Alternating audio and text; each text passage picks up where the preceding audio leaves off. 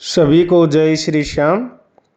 बजरंग सनातन संदेश YouTube channel पर आप सभी का स्वागत है, वंदन है, अभिनंदन है।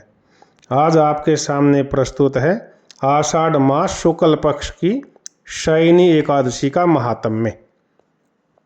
युधिष्ठिर ने पूछा, भगवान, आषाढ़ के शुक्ल पक्ष में कौन सी एकादशी होती है? उसका नाम और विधि क्या है? यह बतलाने की कृपा करें।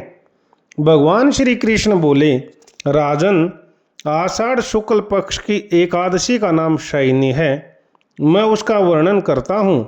वह महान पुण्यमयी, स्वर्ग एवं मोक्ष प्रदान करने वाली, सब पापों को हरने वाली तथा उत्तम व्रत है। आषाढ़ शुक्ल पक्ष में शयनी एकादशी के दिन जिन्होंने कमल पुष्प से भगवान कमल लोचन विष्णु जी का पूजन तथा एकादशी का उत्तम व्रत किया है, उन्होंने तीनों लोकों और तीनों सनातन देवताओं का पूजन कर लिया। हरि शयनी एकादशी के दिन मेरा एक स्वरूप राजा बलि के यहाँ रहता है और दूसरा क्षीर सागर में शेषनाग की शैया पर तब तक शयन करता है जब तक आगामी कार्तिकी एकादशी नहीं आ जाती। अतः आषाढ़ शुक्ला एकादशी से लेकर कार्तिक शुक्ला एकादशी तक मनुष्य को भले भांति धर्म का आचरण करना चाहिए। जो मनुष्य इस व्रत का अनुष्ठान करता है वह परम गति को प्राप्त होता है। इस कारण यत्न पूर्वक इस एकादशी का व्रत करना चाहिए। एकादशी की रात में जागरण करके शंख चक्र और गदा धारण करने वाले भगवान विष्णु की भक्ति पूर्वक पूजा करनी चाहिए।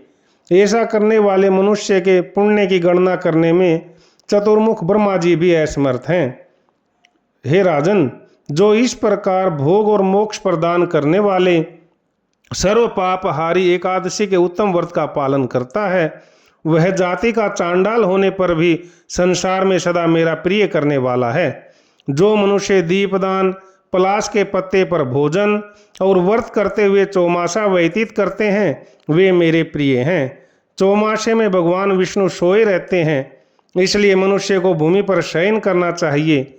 सावन में साग, भादों में दही, कवार में दूध और कार्तिक में दाल का त्याग कर देना चाहिए। अथवा जो चौमासे में ब्रह्मचर्य का पालन करता है वह परम गति को प्राप्त होता है। राजन, एकादशी के व्रत से ही मनुष्य सब पापों से मुक्त हो जाता है। अतः सदा इसका व्रत करना चाहिए, कभी भूलना नहीं चाहिए।